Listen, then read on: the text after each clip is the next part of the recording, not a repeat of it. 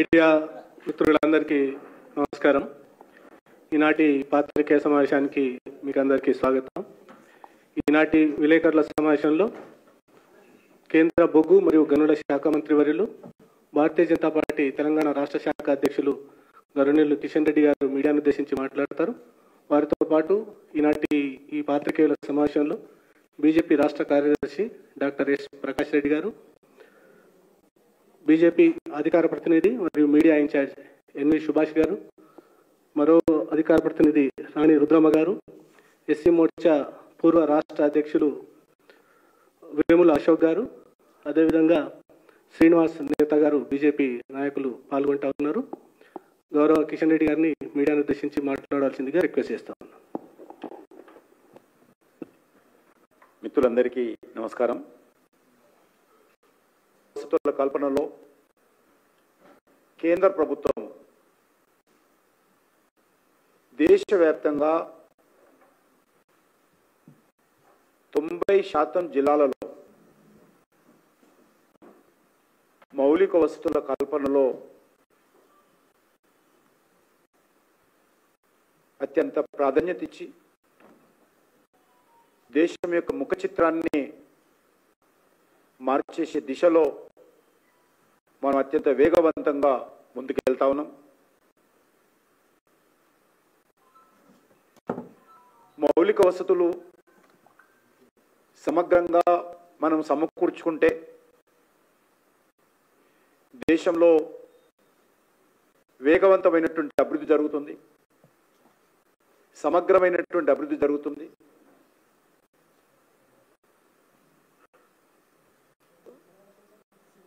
ఉపాధి అవకాశాలు మెరుగుపడతాయి. ఈ దృష్టిలోనే ప్రధానంగా మౌలిక వసతుల కల్పనలో అది రోడ్ కనెక్టివిటీ కానీ, రైల్ కనెక్టివిటీ కానీ, ఎయిర్ కనెక్టివిటీ కానీ, వాటర్ కనెక్టివిటీ కానీ, లేక టెలికనెక్టివిటీ కానీ, వీటిపైన కేంద్ర ప్రభుత్వము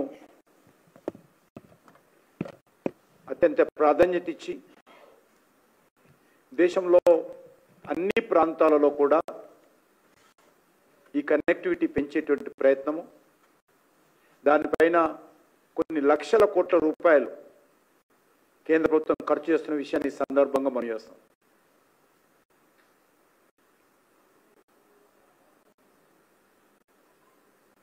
ముఖ్యంగా ఈ యొక్క మౌలిక వసతుల కల్పనలో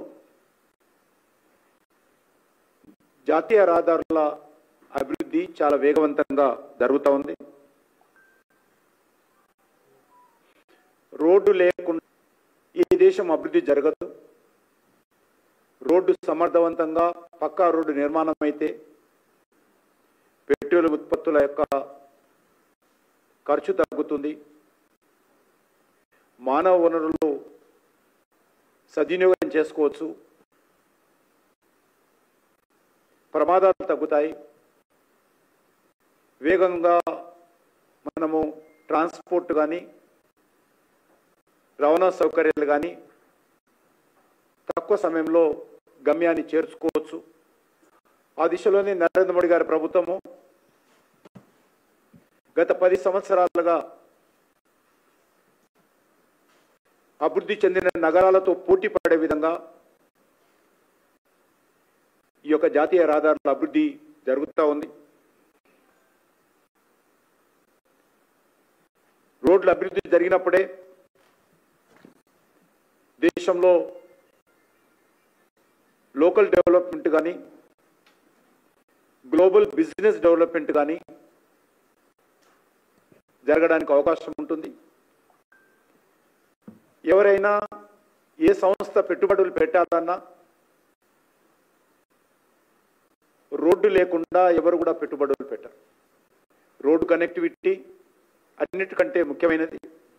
ఆ తర్వాత ట్రైన్ కనెక్టివిటీ కానీ, రైల్ కనెక్టివిటీ కావచ్చు, ఎయిర్ కనెక్టివిటీ కావచ్చు, ఇవి కూడా తర్వాత చూస్తారు.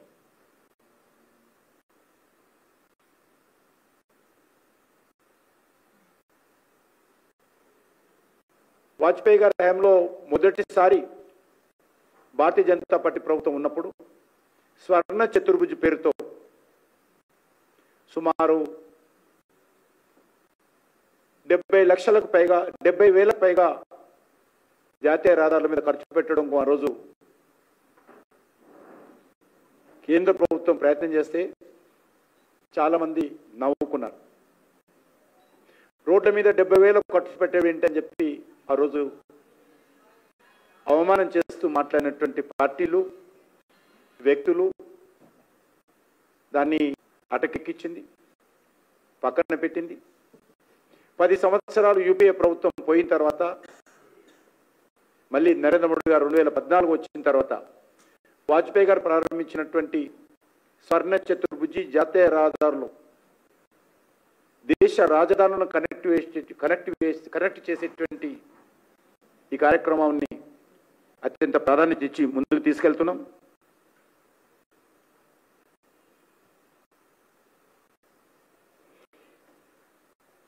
రాష్ట్ర రాజధానులతో కనెక్టివిటీ చేయాలనుకున్నటువంటి ఈ యొక్క జాతీయ రహదారులు ఈరోజు దేశంలో ఉన్నటువంటి జిల్లా కేంద్రాలను కూడా కనెక్టివిటీ చేసేటువంటి ప్రయత్నంలో ముందుకెళ్తా ఉన్నాం. మన తెలంగాణలో ఉన్నటువంటి 10 జిల్లాల స్థానంలో గతంలో ఉన్నటువంటి ప్రభుత్వము 33 జిల్లాలుగా విభజిస్తే ఆ 33 జిల్లాలలో 32 జిల్లాలతో తెలంగాణలో నేషనల్ హైవేతో జాతీయ రహదారులతో ఈరోజు నరేంద్ర మోడీ గారి ప్రభుత్వము కనెక్ట్ చేసిందనే విషయాన్ని ఈరోజు మనం చేస్తా ఉన్నాం. Out of 33 districts national highway ఈరోజు 32 జిల్లాలలో కేంద్రాలతో తక్కువ సమయంలోనే పూర్తి చేశామని సందర్భంగా మనం చేస్తున్నాం.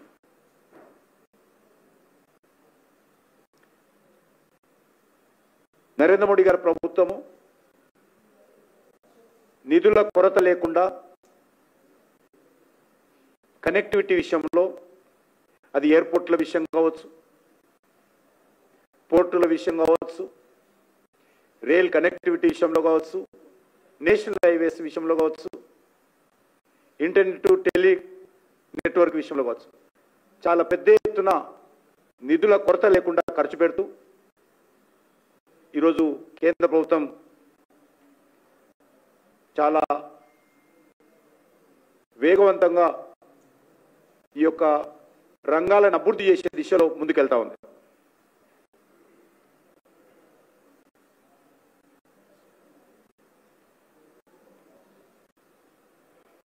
రెండు 2014లో మన తెలంగాణ రాష్ట్రంలో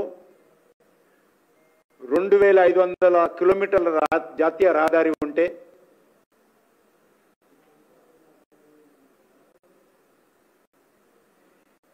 ఈరోజు సుమారు 5,200 కిలోమీటర్ల జాతీయ రహదారి పెరగడం జరిగింది. అనేక కొత్త ప్రాజెక్టులు ప్లానింగ్లో ఉన్నాయి.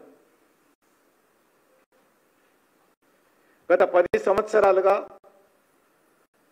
1,26,485 కోట్ల రూపాయలు కేంద్ర ప్రభుత్వము జాతీయ రహదారుల మీద ఖర్చు పెడతా ఉంది.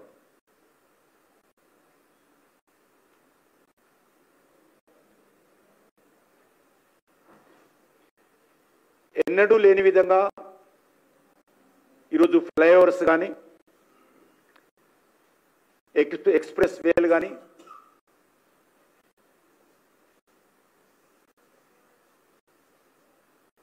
రింగ్ రోడ్లు కానీ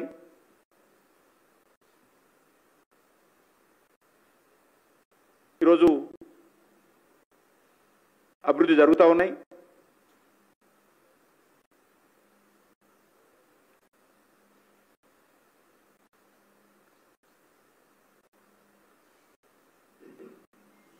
ముఖ్యంగా నరేంద్ర మోడీ గారి నాయకత్వంలో చాలా వేగవంతంగా జాతీయ రహదారుల ద్వారా దేశంలోని అన్ని ప్రాంతాలకు కనెక్టివిటీని పెంచుతున్నాం. అవసరమైనటువంటి అన్ని ప్రాంతాలలో కావలసినటువంటి కొత్త రోడ్లకు ట్రాఫిక్ ఉండి రోడ్డు లేదు అనేటువంటి ప్రయత్నం కారణం ఎక్కడ కూడా జరగకూడదనే ఉద్దేశంతో ట్రాఫిక్ ఉన్నటువంటి అన్ని జిల్లా కేంద్రాలతో ఈరోజు రోడ్డు కనెక్టివిటీ పెంచేటువంటి ప్రయత్నం జరుగుతూ ఉంది.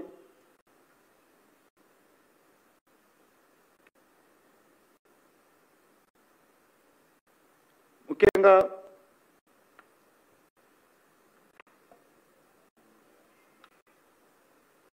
కీలకమైనటువంటి ఎకనమిక్ కారిడార్స్ కానీ లేక టూరిజం పర్యాటక రంగాన్ని ప్రోత్సహించేటువంటి ప్రాంతాలు కానీ పెట్టుబడులు రావడానికి అవసరమైనటువంటి అన్ని ప్రాంతాలకు కనెక్టివిటీ పెంచేటువంటి ప్రయత్నం కానీ ఈరోజు కేంద్రంలో చాలా పెద్ద ఎత్తున ముందుకు తీసుకెళ్తా ఉన్నాం. అందులో మన హైదరాబాద్ నగరం కూడా ఈరోజు దేశ అభివృద్ధిలో ఒక కీలక పాత్ర పోషిస్తుంది. హైదరాబాద్ నగరము కావలసినటువంటి అన్ని రకాల కనెక్టివిటీ ఈరోజు రోడ్డు కనెక్టివిటీ తీసుకుంటే బాంబే రోడ్డు కావచ్చు, నాగపూర్ రోడ్డు కావచ్చు, వరంగల్ ద్వారా భూపాలపల్లి రోడ్డు కావచ్చు, విజయవాడ ద్వారా చెన్నై రోడ్డు కానీ,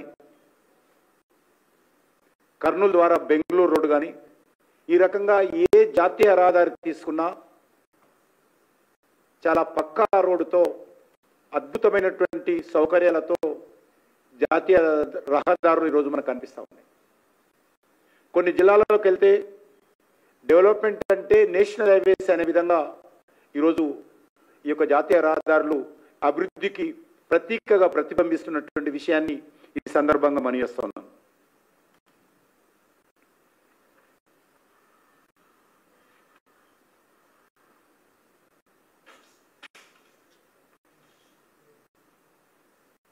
ఈరోజు మనకందరికీ తెలుసు, హైదరాబాద్ శ్రీశైలం మధ్యలో ప్రయాణ సౌకర్యాన్ని సమయాన్ని తగ్గించేటువంటి విధంగా మన్ననూరు నుంచి తెలంగాణ ఏపీ బార్డర్ వరకు కూడా 4 లేన్స్ ఎలివేటెడ్ కారిడార్ నిర్మాణం పైన కేంద్ర ప్రభుత్వం దృష్టిని కేంద్రీకరించింది. అదేవిధంగా హైదరాబాద్ విజయవాడ మధ్య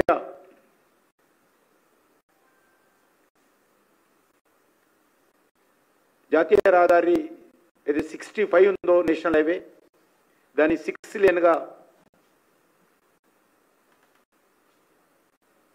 చర్యలు తీసుకునే విధంగా ప్రయత్నం చేస్తా ఉన్నాం. తెలంగాణలో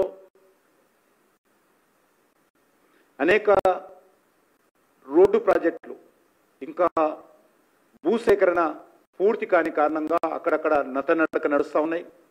కొన్ని ప్రారంభం కావాల్సింది, ప్రారంభమైనవి కూడా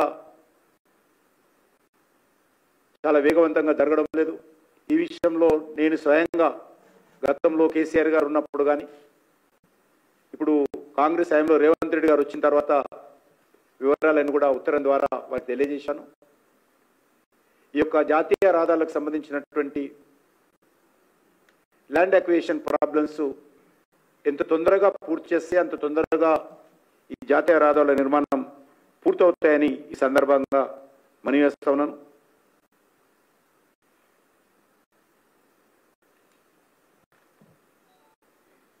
ముఖ్యంగా గ్రీన్ ఫీల్డ్ ఎక్స్ప్రెస్ వేలు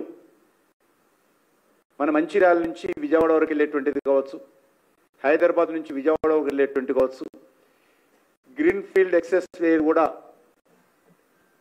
ఈరోజు కొత్త కాన్సెప్ట్తో చాలా వేగవంతంగా పూర్తి చేసేటువంటి ప్రక్రియ కొనసాగుతూ ఉంది.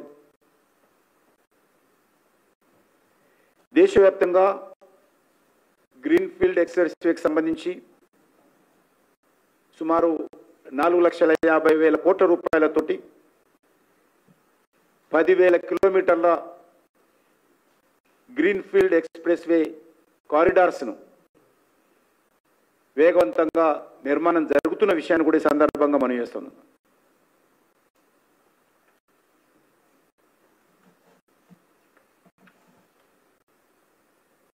ఇందులో తెలంగాణ రాష్ట్ర పరిధిలో దాదాపు 4,500 కోట్ల రూపాయలతోటి 136 కిలోమీటర్ల పనులు తెలంగాణలో జరుగుతూ ఉన్నాయి. ఒకటి సూరత్, సోలాపూర్, చెన్నై కారిడారు 1,056 కిలోమీటర్లు, 41,000 కోట్లు, 30% పనులయ్యాయి. అందులో తెలంగాణలో వచ్చేటువంటి రోడ్డు 78 కిలోమీటర్లు, 2,360 కోట్ల రూపాయలు. అదేవిధంగా హైదరాబాద్ విశాఖపట్నం కారిడార్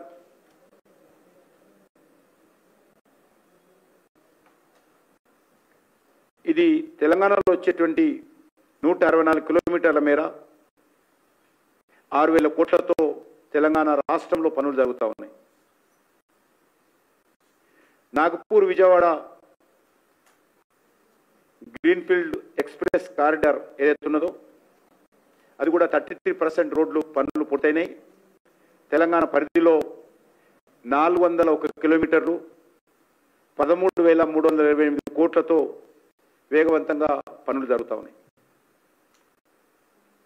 హైదరాబాద్ గోవా కారిడార్ దీంట్లో తెలంగాణ పరిధిలో 90 కిలోమీటర్లు 3,170 కోట్లతో పనులు జరుగుతూ ఉన్నాయి. ఈ రకంగా ఈ 5 కారిడార్లకే కేంద్ర ప్రభుత్వము ఇటీవల 1,00,000 కోట్ల రూపాయలను వెచ్చించబోతుందన్న విషయాన్ని ఈ సందర్భంగా మనవిస్తున్నాను. ఇవన్నీ కూడా తెలంగాణ రాష్ట్రంతో అనుసంధానమైనటువంటి ప్రాజెక్టులు అనే విషయాన్ని ఈ సందర్భంగా మనవిస్తున్నాం. ఇదే నేపథ్యంలో ఈ నెల 5వ తేదీన కేంద్ర రోడ్డు రవాణా శాఖ మంత్రి అయినటువంటి నితిన్ గడ్కరీ గారు మరిన్ని రోడ్లను ప్రారంభించడానికి, కొన్ని నూతన ప్రాజెక్టులకు భూమి పూజ చేయడానికి వారు స్వయంగా వస్తూ ఉన్నారు. సుమారు 5,416 కోట్ల రూపాయలకు సంబంధించినటువంటి 167 కిలోమీటర్ల మేర మొత్తము 26 ప్రాజెక్టుల పనులకు సంబంధించి ప్రారంభోత్సవాలు, శంకుస్థాపనలు ఈరోజు 5వ తేదీన తెలంగాణ రాష్ట్రంలో జరగనున్నాయి. కొంత పార్టే, ఇంకా చాలా జరగాల్సింది, ఇంకా చేయాల్సింది. ఆ రోజు 2 ప్రాంతాల్లో ఇది ఈవెంట్ పెట్టుకోవడం జరిగింది. ఇందులో ఈ యొక్క 26 ప్రాజెక్టులలో 5,416 కోట్ల రూపాయలలో 4,590 కోట్ల వ్యయంతో 138 కిలోమీటర్ల మేర 14 ప్రాజెక్టులను ప్రారంభోత్సవం చేస్తున్నారు. కొత్తగా 826 కోట్లతో నూతన జాతీయ రహదారుల ప్రాజెక్టులను భూమి పూజ చేయనున్నారు. ఈ నెల 5వ తేదీన మొదట ఉమ్మడి ఆదిలాబాద్లోని కాగజ్ నగర్ ఎక్స్ రోడ్ వద్ద జరిగేటువంటి కార్యక్రమంలో, అదేవిధంగా హైదరాబాద్లోని అమర్పేటలో జరిగేటువంటి మరో కార్యక్రమంలో ఈ 2 చోట్ల నుంచి వేరు ప్రాజెక్టులను కూడా వర్చువల్గా నితిన్ గడ్కరీ గారు భూమి పూజ ప్రారంభోత్సవం చేయనున్నారు. కాగజ్లో జరిగేటువంటి కార్యక్రమంలో 3,694 కోట్ల రూపాయలతో సుమారు 5 ప్రాజెక్టులు వారు అక్కడ ప్రారంభోత్సవం చేస్తారు. ఒకటి నిర్మల్ ఖానాపూర్ మధ్యలో 17 కిలోమీటర్ల మేర రోడ్డు వైండింగ్ పనులు పూర్తయ్యాయి, దాన్ని ప్రారంభోత్సవం చేస్తారు. మంచిర్యాల్ రేపల్లెవాడ మధ్యలో 42 కిలోమీటర్ల మేర 2001 కోటి రూపాయలతో 4 లేనింగ్ పనులు పూర్తయ్యాయి, అవి కూడా ప్రారంభోత్సవం చేస్తారు. మంచిర్యాల జిల్లా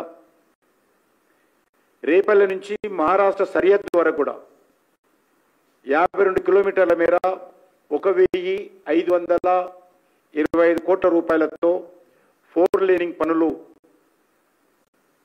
వారు ప్రారంభోత్సవం చేస్తారు. నేషనల్ హైవే 42 నాగ్పూర్ హైదరాబాద్ సెక్షన్లో కడ్తాల్ వద్ద 23 కోట్ల రూపాయలతోటి 6 లేన్ అండర్ పాస్ పనులు పూర్తయ్యాయి, దాన్ని కూడా వారు ప్రారంభోత్సవం చేస్తారు. అదేవిధంగా 44 నేషనల్ హైవే పైన సర్వీస్ రోడ్లు కానీ వివిధ ప్రాంతాలలో జంక్షన్ల మార్పు కానీ నిజామాబాద్ కామారెడ్డి జిల్లాలో కూడా ఇవన్నీ వస్తున్నాయి. వీటన్నిటిని కూడా కలిపి కాగజ్ నగర్ నుంచి ఆన్లైన్ ద్వారా వీటన్నిటి కూడా పూర్తి చేస్తారు. కొత్తగా శంకుస్థాపనలు అక్కడి నుంచి కొన్ని చేయబోతున్నారు.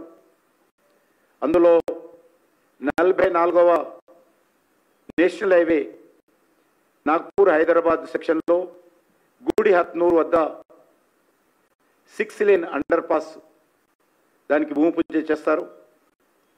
అదేవిధంగా మావాల చెక్ పోస్ట్ దగ్గర కూడా సర్వీస్ రోడ్డు, రిటైనింగ్ వాలు ఇటువంటివి కూడా అందులో ఉన్నాయి. అదేవిధంగా సీతాగొంది వద్ద 6 లేన్ అండర్ పాస్ పనులు కూడా ఆ రోజు భూమి పూజ చేస్తారు. అదే కాకుండా నాగ్పూర్ హైదరాబాద్ సెక్షన్లో ముప్పాల్ క్రాస్ రోడ్ దగ్గర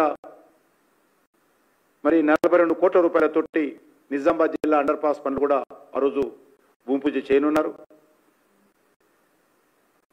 అదే కాకుండా సిఎంసి జంక్షన్ వద్ద 44 నేషనల్ హైవే పైన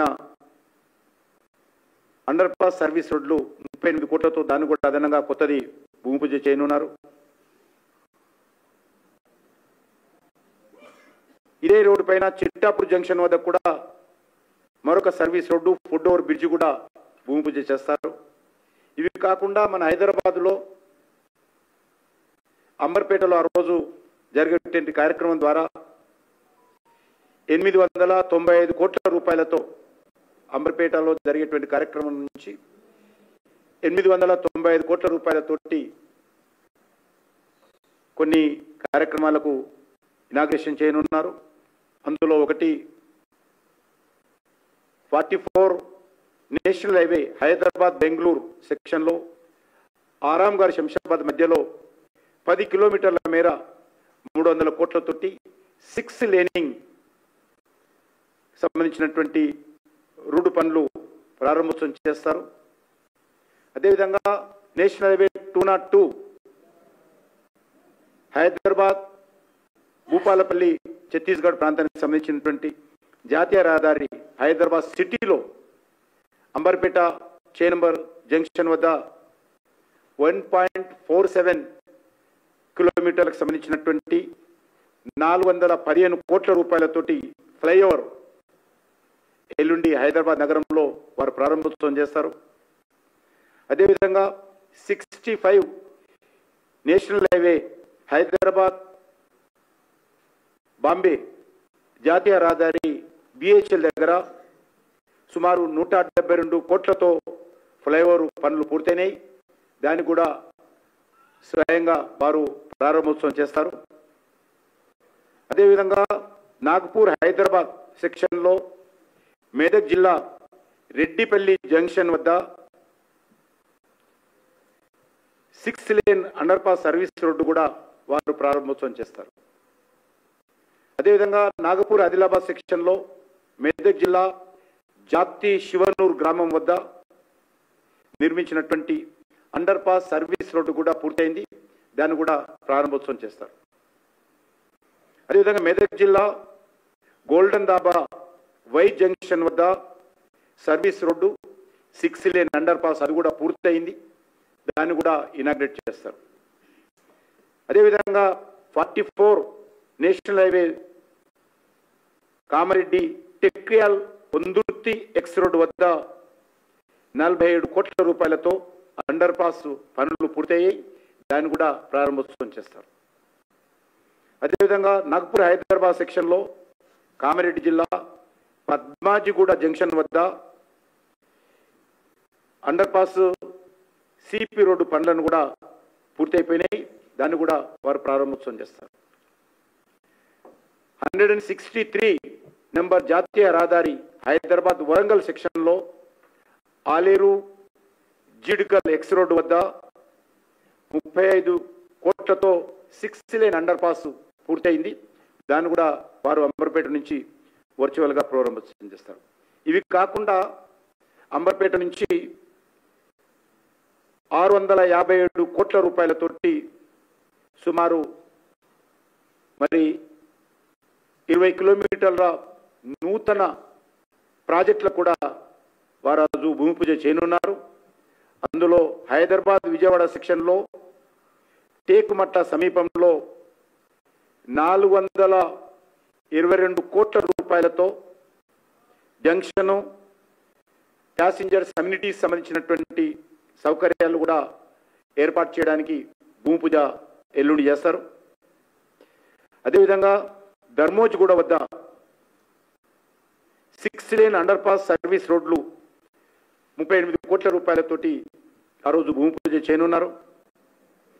అదేవిధంగా హైదరాబాద్ బెంగళూరు జంక్షన్లో బాలనగర్ వద్ద మహబూబ్నగర్ వెళ్తుంటే 6 లేన్ అండర్ పాస్ 31 కోట్ల రూపాయలతోటి ఆ రోజు భూమి పూజ చేయనున్నారు.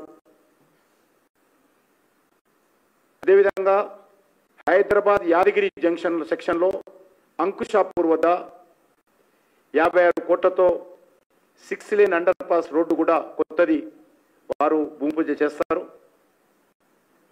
అదేవిధంగా యాదగిరి హైదరాబాద్ జంక్షన్ వద్ద గట్కేసర్ ఏదైతుందో అక్కడ 68 కోట్ల రూపాయలతోటి 6 లేన్ ఫ్లైఓవర్ నిర్మాణాన్ని కూడా భూమి పూజ చేస్తారు.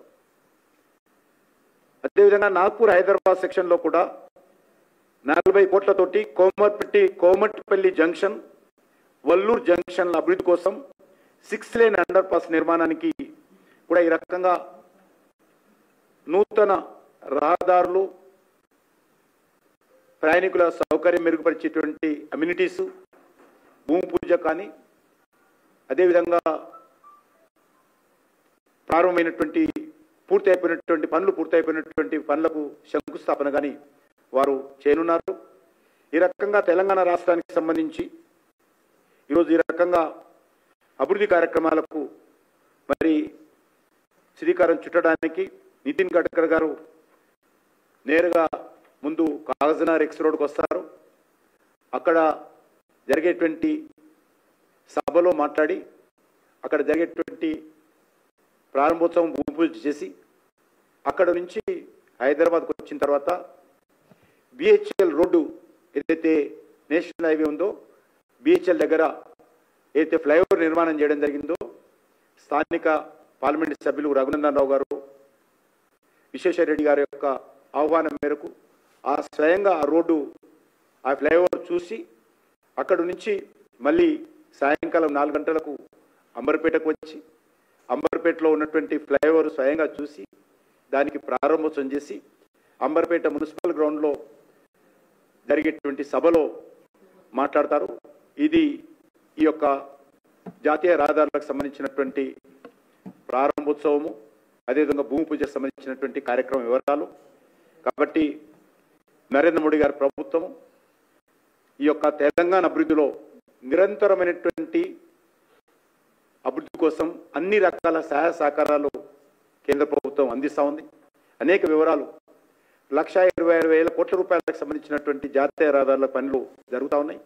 ఇంకా అనేకము భవిష్యత్తులో ఎక్కడ కూడా కాంప్రమైజ్ కాకుండా సాధ్యమైనంత వరకు కేంద్ర ప్రభుత్వం ఆధ్వర్యంలో వనరులు ఉన్నంత వరకు ఖచ్చితంగా తెలంగాణ అభివృద్ధి కోసం అంకిత భావంతో కేంద్ర ప్రభుత్వం పనిచేస్తుందనే విషయాన్ని ఈ సందర్భంగా మనం చేస్తున్నాం.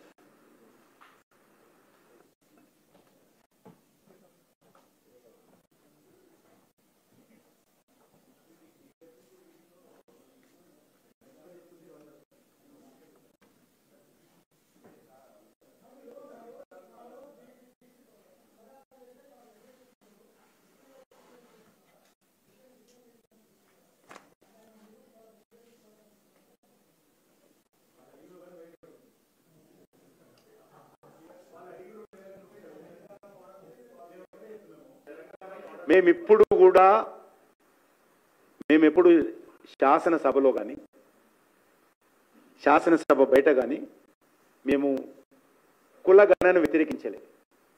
ఫర్ యువర్ ఇన్ఫర్మేషన్, తెలంగాణ ప్రభుత్వం చేసింది కులగణన కాదు. ఇది తప్పుడు ప్రచారం జరుగుతూ ఉంది. తెలంగాణ ప్రభుత్వం తీసినటువంటి ఏ సర్కులర్లో కులగణన లేదు, క్యాస్ట్ సర్వే అని మాత్రమే ఉంది. ఇప్పుడు మాటల్లో తప్పుడు మాటలు మాట్లాడుతున్నారు. వాళ్ళు కులగణన చేయలేదు, క్యాస్ట్ సర్వే మాత్రమే చేశారు. అది కూడా తూతు మంత్రంగా నామమంత్రంగా చేశారు. ఏ రోజు కూడా దాన్ని కూడా భారతీయ జనతా పార్టీ వ్యతిరేకించలేదు. పక్కా చేయాలని కోరాము, పకడ్బందీగా చేయాలని కోరాము, బీసీలకు న్యాయం జరిగే విధంగా చేయాలని కోరాము. బీసీలకు అన్యాయం చేసే విధంగా మత ప్రాతిపాదికన ముస్లింలను బీసీలలో జోడించొద్దని కోరాము. అంతే తప్ప మేము ఎప్పుడు కూడా కులగణనను వ్యతిరేకించలేదు. ఈరోజు కులగణన అంటే భారత రాజ్యాంగంలో ఉన్నటువంటి చట్టం ప్రకారము చేయాలి. ఆ ప్రాతిపాదికనే చేసేటువంటి అధికారం. ఈరోజు భారత ప్రభుత్వం ఈ యొక్క కులగణన చట్టం ఆధారంగా ఈ యొక్క బీసీ సెన్సస్ ఏదైతే పాపులేషన్ సెన్సస్ చేయబోతున్నామో అదే సందర్భంగా పక్కాగా ఈ దేశంలో లంబాడి ఏరియాలో ఉన్నటువంటి ఇల్లు కావచ్చు, ఏజెన్సీ ఏరియాలో ఉన్న ఇల్లు కావచ్చు, హైదరాబాద్లో పెద్ద పెద్ద అపార్ట్మెంట్స్ కావచ్చు, ఎక్కడైనా సరే మారుమూల ప్రాంతాలు కానీ ప్రతి ఒక్క వ్యక్తిని ప్రతి ఒక్క ఇంటిని కలిసేటువంటి కార్యక్రమం కేంద్ర ప్రభుత్వం ఆధ్వర్యంలో స్వాతంత్రం వచ్చిన తర్వాత మొదటిసారి జరగబోతుంది. ఆ ఘనత నరేంద్ర మోడీ గారికి, భారతీయ జనతా పార్టీకి మాత్రమే దక్కనున్నది. కాంగ్రెస్ పార్టీకి అనేక సార్లు అవకాశం వచ్చినా కూడా ఏ రోజు కూడా అనేక సార్లు డిమాండ్లు వచ్చినాయి, పార్లమెంట్లో చర్చ జరిగింది, అనేక సార్లు రాజకీయ పార్టీలు మాట్లాడారు. భారతీయ జనతా పార్టీ మేము కూడా సుష్మా స్వరాజ్ గారు ఉత్తరం రాశారు, పార్లమెంట్లో మాట్లాడడం చేయాలని 2011 సెన్సస్ సందర్భంగా. కానీ కాంగ్రెస్ పార్టీ చేయలేదు. ఈరోజు భారతీయ జనతా పార్టీ ఒక సానుకూలమైన నిర్ణయం తీసుకుంది. దేశంలో అన్ని వర్గాల ప్రజలు ఒక చరిత్రాత్మకమైనటువంటి, సంచలనమైనటువంటి, ఒక నిర్మాణాత్మకమైనటువంటి బీసీ సామాజిక వర్గాలకు న్యాయం చేకూరేటువంటి ఒక నిర్మాణాత్మకమైనటువంటి నిర్ణయం భారతీయ జనతా పార్టీ తీసుకున్నటువంటి నేపథ్యంలో ఈరోజు ఏదో మరి మా రోడ్ మోడల్, ఎక్కడ రోల్ మోడల్? మీరు చేయలేదు కూడా మీ రోడ్ మోడల్ ఎట్లా అవుతుంది? మీరు చేసింది సర్వే, మేము చేయబోయేది సెన్సస్. మీకు మాకు అసలు తేడా లేదు. అసలు భుజాలు ఉలికి చూసుకుంటే దానికి ఏం చేయలేము. ఒకరు మాట్లాడు. సర్వే ఇప్పుడే అవుతుందమ్మా, ఇంతవరకు కాలే. సెన్సస్ అనేది మేము వచ్చిన తర్వాత ఎప్పుడు జరగలే తల్లి. మీరు కూడా తెలుసుకొని మాట్లాడకపోతే ఎట్లా? ఇప్పుడు సెన్సస్ అవుతుంది మొదటిసారి మేము వచ్చిన తర్వాత. భారతీయ జనతా పార్టీ 2014లో అధికారంలోకి వచ్చిన తర్వాత మొదటిసారి సెన్సస్ వచ్చే సంవత్సరం జరగనుంది కాబట్టి ఇప్పుడు చేస్తున్నాం.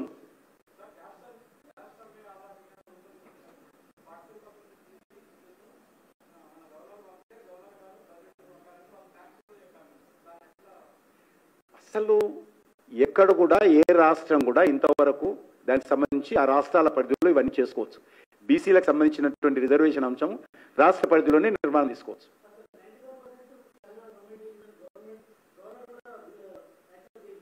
నేనేమంటలేదు కదా. నేనేమనలేదు కదా. అది మా ప్రిన్సిపల్. అది మేము ప్రిన్సిపల్గా ఒక ఐడియాలజీ పరంగా రాష్ట్ర హైకోర్టు ఇచ్చి గతంలో ఇచ్చినటువంటి తీర్పు ఏదైతే మత ప్రాధికరణ బీసీలను ముస్లింలను కలపడం హైకోర్టు రాజ్యాంగ వ్యతిరేకం తీర్పు ఇచ్చింది మన హైదరాబాద్ హైకోర్టు. కాబట్టి ఆ రాష్ట్ర హైకోర్టు ఇచ్చినటువంటి తీర్పు ఆధారంగా భారతీయ జనతా పార్టీ ఈరోజు కూడా మేము మత ప్రాతిపదికన మతస్థులను తీసుకొచ్చి బీసీలో కలపడం ఇప్పుడు కూడా వ్యతిరేకిస్తాము. మేము చేయబోయేటువంటి సర్వేలో కులగణనలో ఇది ఉండదు. ఇది కూడా స్పష్టం చేస్తున్నాం. బీసీలకు సంబంధించినటువంటి కులగణనలో మత ప్రాతిపదికన ముస్లింలను ఎట్టి పరిస్థితుల్లో చేర్చమనే విషయాన్ని మనం చేస్తాం. చాలా కేటగిరీగా చెప్తున్నాను నేను. ఈ దేశంలో నీది నాది అందరిది ఉంటుంది. ఎవ్వరు వదలరు. భారతీయుడు అనేటువంటి ప్రతి వ్యక్తికి సంబంధించి అది కాశ్మీర్ నుంచి కన్యాకుమారి వరకు, అట్టక్ నుంచి కట్టక్ వరకు, ఏ గ్రామంలో ఉన్నా, ఏ కులమైనా, ఏ మతమైనా, ఏ వర్గమైనా, ఏ భాష అయినా ఈ దేశంలో 140 కోట్ల మందికి పైగా ఉన్నటువంటి భారతీయులందరికీ సంబంధించినటువంటి సమగ్రమైనటువంటి కులగణన జనగణన అన్ని ఉంటాయి.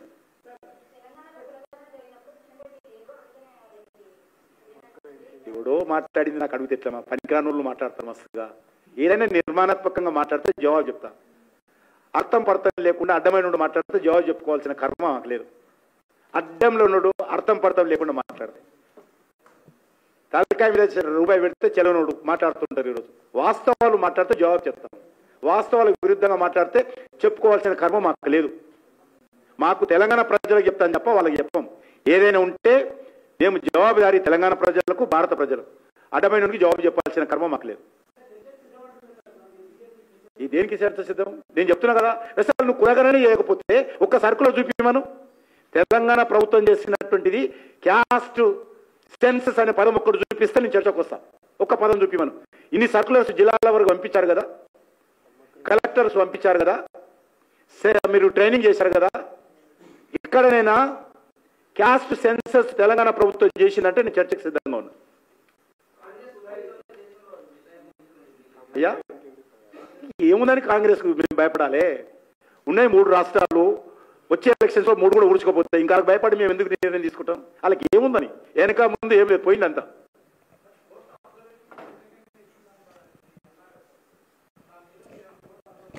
కోర్టులో నడుస్తుంది కేసు, సుప్రీంకోర్టులో ఉంది కేసు. సుప్రీంకోర్టులో కేసు ఉంది. గతంలో కేసీఆర్ కూడా సమగ్ర ఇంటింటి సర్వే చేశాడు. ఇది కూడా అదే చేశారు వీళ్ళు. ఇంతకు మించి ఏమి లేదు. ఏదో మేము తెలంగాణ దారి చూపిస్తుంటే మీతో ఫాలో అవుతున్నారు. దేంట్లో ఫాలో అవుతున్నాం? ఏముంది? మీరు చేయలేకపోతే మీరు ఒకవేళ సెన్సస్ చేస్తా కదా, సెన్సస్ చేయకుండానే రాహుల్ గాంధీ, రేవంత్ రెడ్డి జబ్బలు చర్చుకొని మాట్లాడుతున్నారు. సెన్సస్ చేసి మాట్లాడితే అర్థం ఉంది.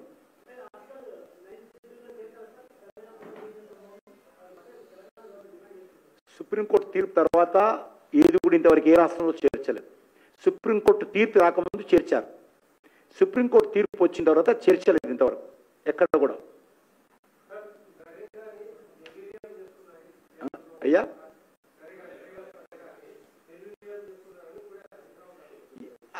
ఇప్పుడు మనరేగాకు సంబంధించి మీరు అనేది, మనరేగా సంబంధించి రాష్ట్ర ప్రభుత్వాలు ఎంత ఖర్చు పెట్టుకుంటే అంత ఇవ్వడానికి సిద్ధంగా ఉన్నాం.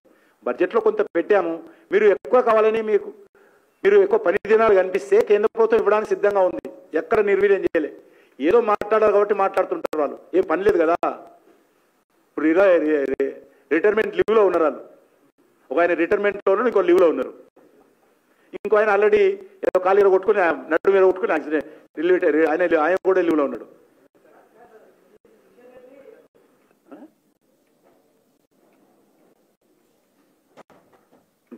పాపం తర్వాత ఉంటాడు.